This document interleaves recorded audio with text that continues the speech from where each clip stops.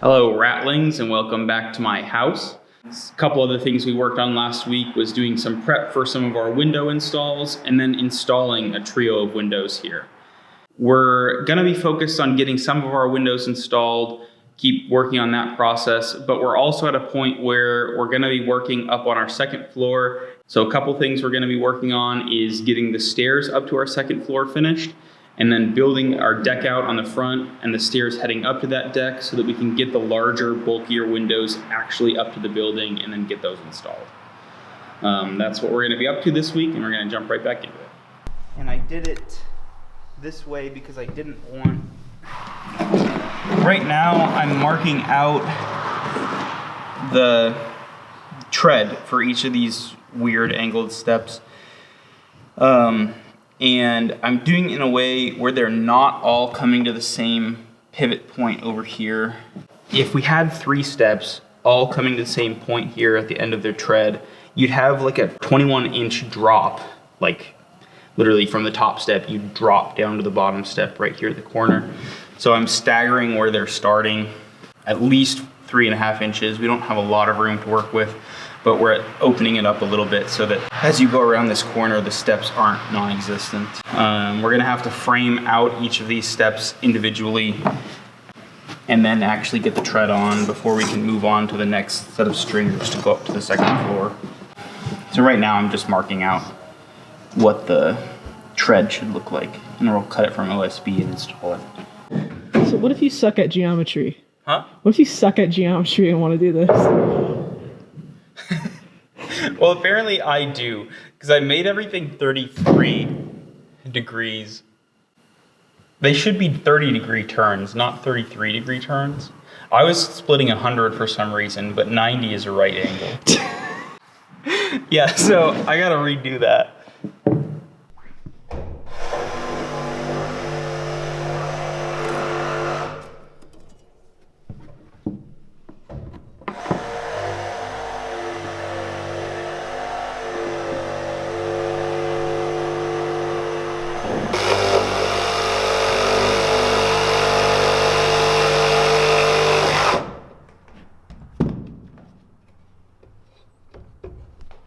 I'm making the treads for the curved part of the stairs.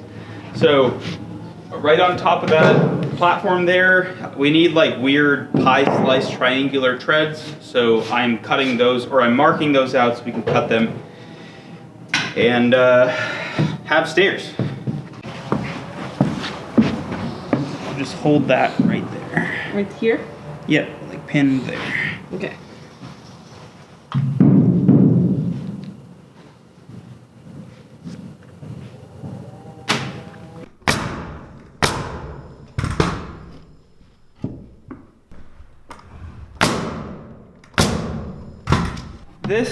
This is holding up the next step here in like the curving part of the stairs.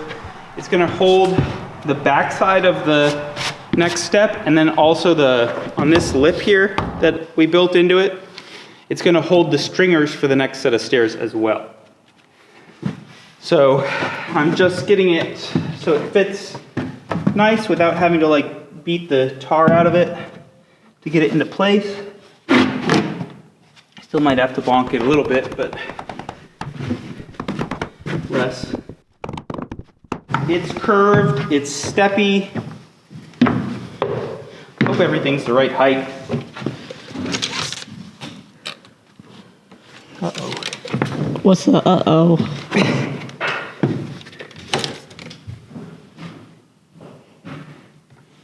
Oh, no, it's good. It's like less than a 1/16 of an inch off, so we'll call that good.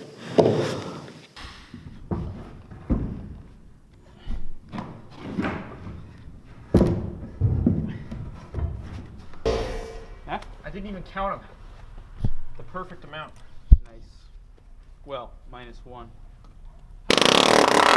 We, today, so far, the first thing we did is out back, we put some self-leveling concrete on top of the pads we have there. Our pads were not poured in place, and they were placed there afterwards, and it's pretty hard to get them absolutely perfectly level. So we built little forms, we set them on top of those pads back there, and then poured a self-leveling concrete on top so that our post spaces will be level.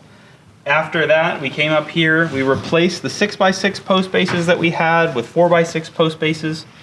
Then we cut our posts, cut our beams, and got everything in, set and in place. We hung it on both sides to these big posts holding up the roof. Now we're just getting them nailed in.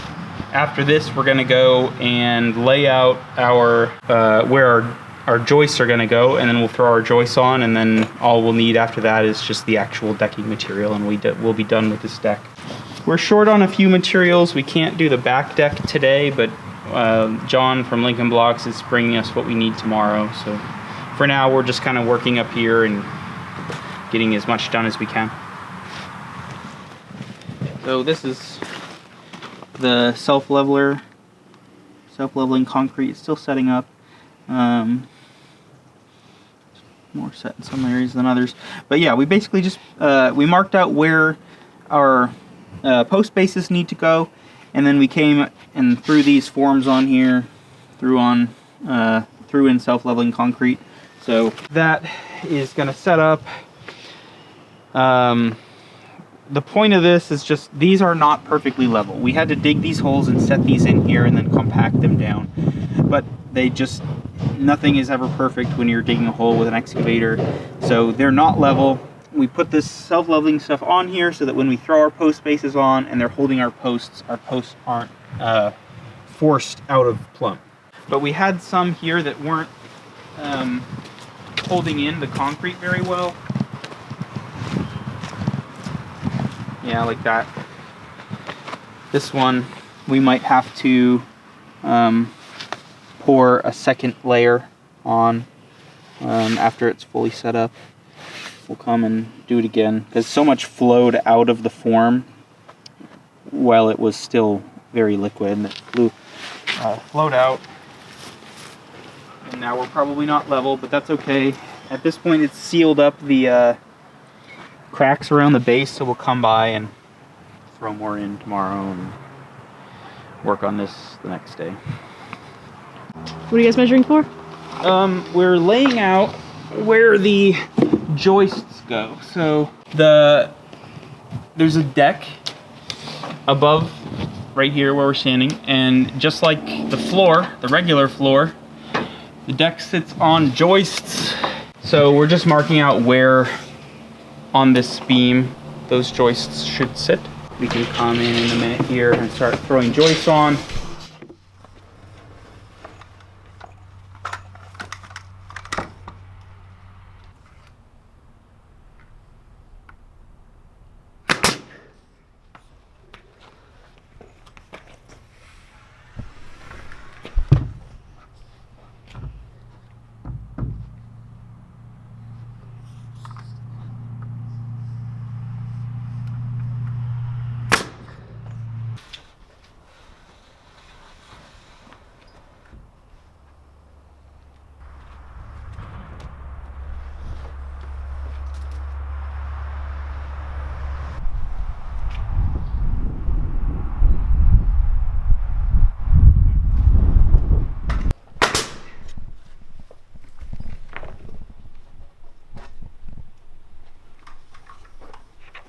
What are you guys doing? We are kind of finishing up framing the front deck. Alex right now is nailing in some hangers for the last couple of joists on the end. So the plan calls for a double joist on each end. So I'm cutting those right now. Alex is getting the hangers nailed in, and then we're just going to drop them into the joist hangers out here. After that, we're cutting all the joists flush along the front. You know, we used timber that was from the supplier, but it's never perfect, and also we're only supposed to cantilever 2 feet past the beam, so we're cutting everything back right to 2 feet, and then we're going to be able to put the front plate on the end of these joists and get this sort of finished up, and then we can move on to doing a couple other things, namely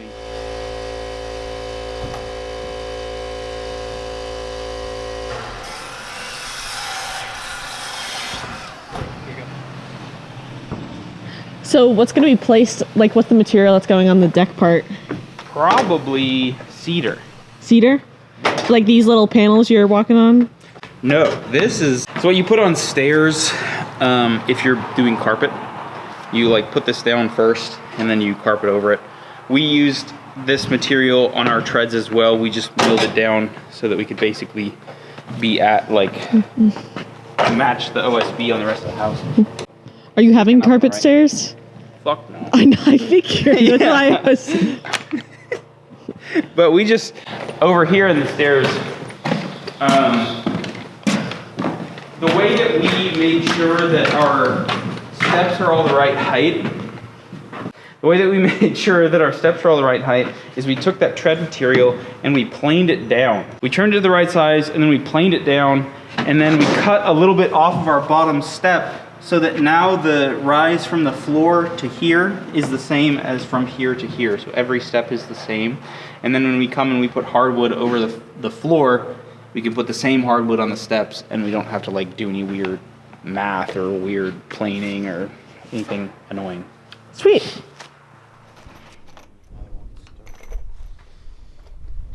So I just put a spacer into the hanger.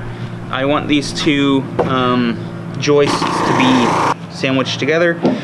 They're two 2x8s. The hanger is for 4x10. The extra height's not a problem, but the width, a 4x hanger will not perfectly fit to 2x material.